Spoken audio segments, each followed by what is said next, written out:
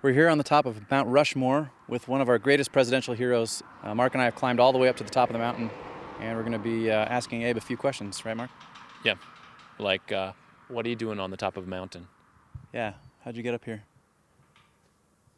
All right, we can be honest. We're not up anywhere. Who are we kidding? We're just at a place called President's Park, where they got giant heads of all the presidents here in South Dakota. It's not really Mount Rushmore.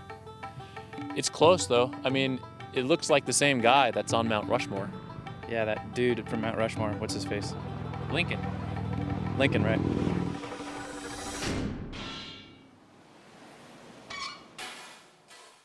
Honest Abe Lincoln. Do you think that the current administration is being honest about the realities of peak oil? Only time will tell, but I kind of like the new guy. How do you feel about wind power, Thomas? Very reliable. You know, even when you break wind, it still works. Good man. Do you think we as a civilization are being honest with ourselves about the limits to our own growth on this planet? Our growth is out of control. I'm 200 years old, and look at the size of my head. Fillmore, Franklin Pierce, James Buchanan, James Polk. I actually had no idea the dude was even a president. Thoughts on whatever the heck you did when you were president? I acquired California, you tiny person. All right. Teddy Roosevelt, a president of the United States known as the Great Conservationist. And he started the national park system, and I got to thank him for it. I like the moons or bananas on his tie. That is a well-dressed president. FDR, you started the New Deal to get us out of the Great Depression. Any thoughts on maybe having a Green New Deal here in the 21st century to get us out of our ecological malaise? Spending like this is not waste. It would spell future waste if we did not spend for such things now. We are going to conserve soil, conserve water, and conserve life. So I'm here with Jimmy Carter, and The world is not prepared for the future. Because we are now running out of gas and oil, we must prepare quickly for a change to strict conservation and to permanent renewable energy sources like solar power.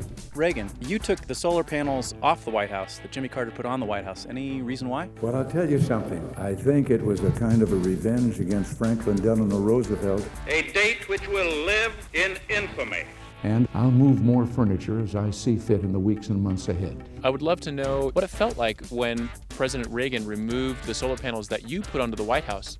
I began to ask myself, why have we not been able to get together as a nation to resolve our serious energy problem? Do you feel like you set our country back decades by taking the solar panels off and going back to an economy based on oil? I know it's hard to understand, but sometimes painful things like this happen. These wounds are still very deep.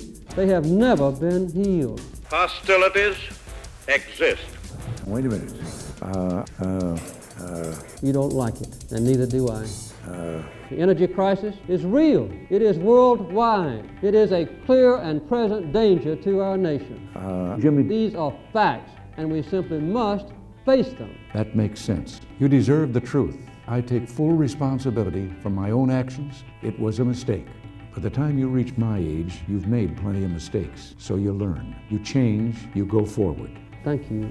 Let us commit ourselves together to a rebirth of the American spirit. I'm asking you for your good and for your nation's security to use carpools or public transportation whenever you can. Take no unnecessary trips, to obey the speed limit, and to set your thermostats to save fuel. Lord willing, that's exactly what I intend to do.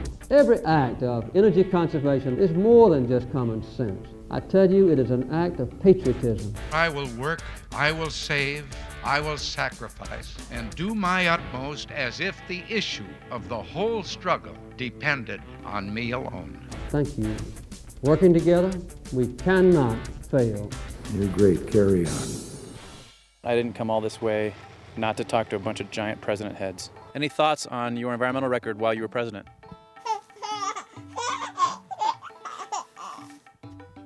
That's what I thought.